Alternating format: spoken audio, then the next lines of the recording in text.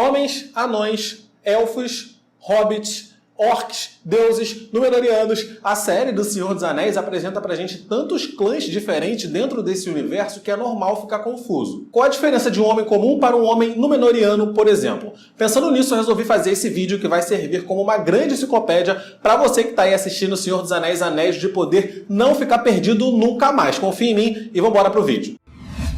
Fala galera, aqui é o Matheus Mendes, sejam muito bem-vindos a mais um vídeo aqui do canal, mais um vídeo pra gente falar de Senhor dos Anéis, Anéis de Poder. E sim, galera, eu sei que o Legendarium de Tolkien é extremamente complicado, mas eu vou tentar simplificar o máximo possível aqui nesse vídeo pra desatar o nó que eu tenho certeza que vai surgir na cabeça de vocês em algum momento assistindo a série, se é que já não surgiu. Vamos falar da origem de todos esses povos, né, da diferença entre eles e falar também sobre os hobbits, que é assunto de discussão no fandom de Tolkien até hoje. Mas antes, é claro, os recados. Por favor, se inscreve no canal se você não está inscrito para você acompanhar meus próximos conteúdos, isso me ajuda pra caramba. E me segue no Instagram também, que é para eu fechar publi, né, ficar rico, ganhar dinheiro. Então, me segue lá no Instagram para eu dar uma força pro lá também. Mas para entender bem a origem desses povos, a gente precisa voltar do começo. A gente precisa falar de Eru Ilúvatar, o criador de tudo. Como eu comentei no meu vídeo analisando os episódios 1 e 2, Eru Ilúvatar criou esses seres angelicais, os Valar, para ajudá-lo na criação do mundo. E juntamente com os Valar, ele também criou os Maiar, que também são seres angelicais igualzinho aos Valar, só que inferiores, né, numa categoria ali abaixo. Os Maiar, então, serviriam como ajudantes dos Valar. E como exemplo de Valar, nós temos, por exemplo, o Aule, que os anões ficam comentando aí, toda hora, toda a conversa deles, eles citam Aule. Aule é esse Valar, né? É esse mestre ferreiro, mestre artífice, artesão e tudo mais. E nós temos também o Ulmo, que é o senhor dos rios, dos mares e dos oceanos. Então, eles são meio que uma espécie de deuses. Podem pensar neles como deuses. Eu faço muita essa associação. Por exemplo, Aule, né, o mestre ferreiro e tudo mais, eu associo com Hefesto. E Ulmo, senhor dos mares, rios, e tudo mais, eu associo com Poseidon. Inclusive, no teaser da série, aparece ali uma cena de uma estátua que eu acredito que seja Ulmo. Então, eu acho que esse Valar vai ser bem importante, ele deve ser citado nos próximos episódios. E também temos, claro, como Valar, o Morgoth, que é o Senhor do Escuro, aquela pessoa que a Galadriel estava narrando que eles lutaram, né, no passado e tudo mais. O Morgoth também foi um Valar, criado por Eru Ilúvatar. Mas ele se corrompeu e se tornou a personificação do mal. E quando ele se corrompeu, ele levou com ele vários Maias, né, que são aqueles seres angelicais menores. E aí esses Maias, também corrompidos, foram lá, juntinhos com o Morgoth, tocar o terror na Terra-média. E entre esses Maias estava Sauron. E aí nesse primeiro episódio, a Galadriel narrou que eles conseguiram derrotar Morgoth, mas o irmão dela morreu e alguns capangas de Morgoth conseguiram escapar, e entre eles estava o seu maior general, Sauron. Beleza, Eru Ilúvatar, o criador do mundo, o criador de tudo, criou esses Valar para ajudá-los na construção do mundo, porque os filhos de Eru Ilúvatar estavam vindo para a Terra, que são os homens e os elfos. Então esses deuses, né, esses seres angelicais, estavam aqui na Terra construindo tudo, preparando tudo para quando que os homens e os elfos chegarem, já está aí tudo pronto, o mundo para eles viverem. E nisso nós entramos para falar dos anãos, porque o Eru, ele chegou para os Valar dele e deu essa mensagem, falou, ó, vai lá, trabalha lá, constrói lá o mundo, deixa tudo bonitinho, porque meus filhos estão chegando. Sumiu, nunca mais tocou no assunto, e o tempo foi passando, e nada dos filhos de Eru Ilúvatar chegarem. Eru Ilúvatar não estava com pressa, mas Aule estava, e ele tinha tido uma visão de como seriam os filhos, né, de Eru Ilúvatar. Ele promoveu essa visão para os Valar, né, para eles criarem. Então, o Aule, pensando nisso, né, ele lembrou da visão que ele tinha tido dos filhos de Eru, e ele resolveu criar os seus próprios filhos. E aí ele criou os anãos, para ensinar o seu ofício, né, de ferreiro, de artesão e tudo mais. Só que o Aule não sabia exatamente como que seriam os filhos de Eru Ilúvatar.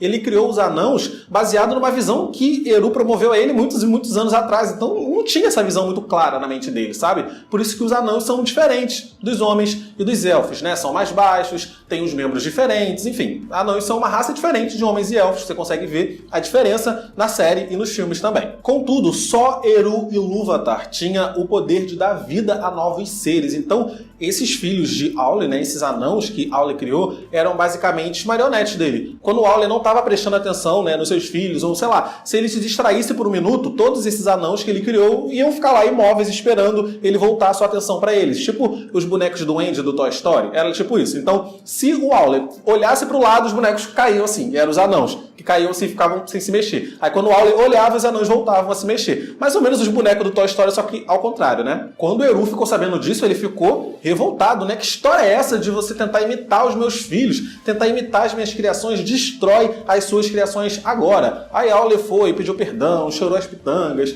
e quando ele estava lá prestes a matar todos os anãos, o Eru falou, não, pera, não precisa não, né? Eru se comoveu com o perdão, né? Com o choro, com a desculpa dele, e falou, não, beleza. E aí Eru soprou vida aos anãos, e assim os anões emergiram como criaturas conscientes. E aí Aule ensinou seus ofícios aos anãos e tal, e eles se tornaram mestres ferreiros e mestres artesãos, né? Eles fazem armas muito bem, como a gente bem sabe dos filmes. E enfim, chegou o momento onde Eru Ilúvatar falou, essa é a hora dos meus filhos irem para a Terra. E os elfos foram os primeiros a despertar na Terra-média. Só que quando os elfos despertaram, Morgoth estava lá na Terra-média tocando o terror já, e os Valar já tinham tudo indo embora. Porque quando Morgoth começou a tocar o terror na Terra-média, os Valar falaram, quer saber de uma coisa? Deixa esse lugar para lá. E eles foram todos para Aman, morar em Valinor, ficar em paz lá. Mas agora que os filhos de Eru Ilúvatar chegaram, eles precisavam fazer alguma coisa. Foi aí que os Valar foram até a Terra-média para chamar os elfos para irem morar com eles em Valinor, né, nas Terras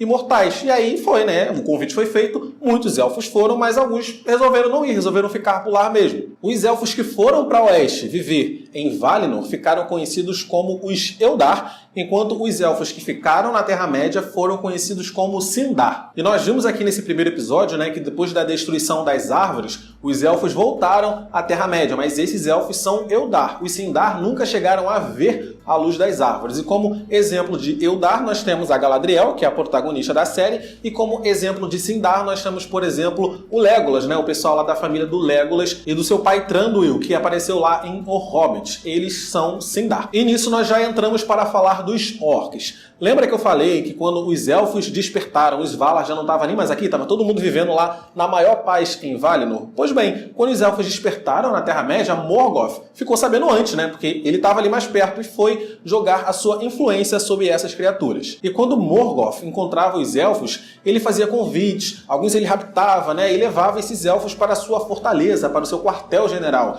Esses elfos que iam com Morgoth nunca mais eram vistos, ou eram vítimas de experimentos terríveis do Senhor do Escuro, que eram corrompidos, né, esses elfos, e se transformavam em orcs. Criaturas sem vontade própria que só serviam para servir ao seu rei, né, ao Morgoth, o Senhor do Escuro. E depois que Morgoth foi derrotado, os orcs passaram a servir o seu maior general, Sauron. Mais um tempo se passou e agora era a vez dos homens despertarem na Terra-média. E é óbvio, né, quando os homens despertaram, Morgoth estava lá na Terra-média de olho em tudo, ficou sabendo primeiro também e já jogou a sua sombra sobre esses homens. Alguns homens se corromperam a Morgoth, né? Tanto que passaram a servir ele, mas outros não. Ambos os filhos de Eru Ilúvatar já estavam no mundo, que eram os elfos que chegaram primeiro e os homens que chegaram depois. E Morgoth tinha esse objetivo de tentar corromper toda a criação do Criador. Os homens, então, despertaram no extremo leste da Terra-média, que na época só tinha muita floresta, muita árvore, não tinha muita coisa ali, muita civilização, não. Então, alguns homens, né, um grupo, alguns clãs de homens, viajaram para o oeste, para onde os elfos moravam, né, para onde tinha civilização, e ali mais para perto do mar, né, mais para perto do continente mesmo, né, do mar que a gente viu que separa Aman, o outro continente, da Terra-média. Os homens, então, que viajaram para o oeste, passaram a viver ali em paz com os elfos na Terra-média, só que a oeste da Terra-média, e eles ficaram conhecidos como os Edain. E, por favor, não confunda com os Eldar, tá? Eldar é elfo e Edain é homem. E aí foram esses Edain que lutaram ao lado dos elfos na luta contra Morgoth. Enquanto os elfos, né, os primeiros filhos de Eru Ilúvatar eram imortais, os homens não eram, eles eram mortais. Só que eles não viam isso como um castigo, a morte era mais como um descanso, né? Quando os homens morriam, eles iam para junto do seu Criador, iam para junto de Eru Ilúvatar, enquanto os elfos estavam destinados a permanecer no mundo enquanto o mundo existisse. Vamos falar dos hobbits, então. É importante avisar que nós não temos uma origem exata dos hobbits, porque como a gente bem viu nesse primeiro episódio, eles não gostam de se misturar, né? Os hobbits ficam na deles, todo mundo se esconde ali. Então, quando o mundo ficou sabendo da existência dos hobbits, eles já estavam aí muitas e muitas gerações na Terra-média, então a origem deles ficou meio que perdida, ninguém sabe muito bem. Mas muitos fãs acreditam que os hobbits são uma ramificação, né, dos homens que acabou evoluindo e se transformou nesse povo. E eu acredito nesse também, porque quando os Edain foram para o oeste, né, foram viver lá no meio dos elfos, muitos homens não foram, e aí acabaram criando clãs ali, alguns foram, inclusive voltaram depois porque não gostaram do que viram. Então eu acredito que hobbits devem ter evoluído de algum desses outros clãs de homens que acabaram ficando para trás ou que foram e voltaram. Até porque desses outros clãs que não são os Edain, a gente nem tem tanta informação assim, então muito provavelmente é de lá que os hobbits vieram. E por último, vamos falar dos Númenóreanos. Nesses 2 primeiros episódios, nós tivemos aquela cena, né, daquele elfo comentando com o outro que estava se interessando por uma humana, dizendo que só teve 2 casais, né, na história entre um homem e um elfo, né, uma elfa no caso, e que ambos terminaram em tragédia. Pois bem, uma dessas uniões é a união de Tuor e Idril, uma elfa com um homem, e eles tiveram um filho meio elfo, Earendil. E Earendil teve 2 filhos meio elfos também, Elrond e Elros. No final daquela batalha que a gente viu no prólogo do primeiro episódio, né, Morgoth foi derrotado e aí os Valar deram uma escolha para esses meio elfos, né, o Elrond e o Elros, se eles queriam ser contados como homens ou como elfos. Então eles deveriam escolher se eles queriam continuar a sua vida daquele momento em diante como Eldar ou como Edain. Elrond escolheu ser elfo, como a gente está bem vendo aqui, ele é elfo, né, ele continua sendo elfo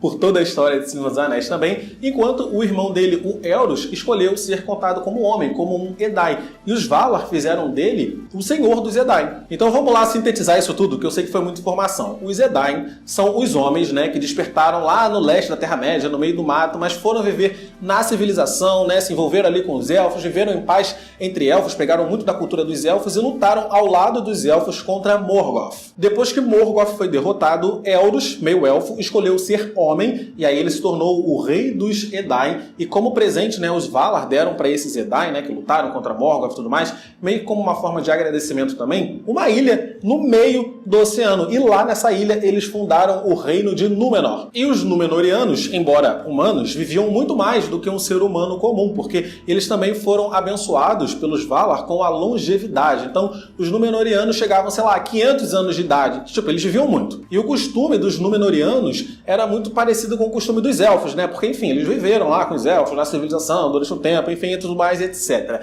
Então, Númenóreanos são homens, são seres humanos, só que eles são muito diferentes dos seres humanos que ficaram no continente, que são os seres humanos comuns. Nesses 2 primeiros episódios, nós vimos homens comuns, homens do continente. Só que nos próximos episódios, a gente vai ser apresentado aos Númenóreanos também, que são esses outros homens, né? Que são meio que a elite dos homens, podemos dizer assim. E aí vocês vão se lembrar lá de Senhor dos Anéis também que Aragorn tem ascendência Númenóreana. É isso, né? Deu pra entender aí mais ou menos como é que funcionam essas coisas? Quando você estiver perdido assistindo Anéis de Poder, volta aqui nesse vídeo e assiste pra você relembrar. E claro, compartilha esse vídeo com seus amigos também, que isso me ajuda pra caramba. Vou ficando por aqui nesse vídeo, deixa o like, por favor, porque o like também me ajuda muito. Me segue no Instagram, né? Pra, né, fazer aquela ajuda de deixar o Matheus se tornar um influencer. Clica nos vídeos que estão aparecendo aqui do lado pra assistir meus vídeos anteriores. Tchau e até o próximo vídeo.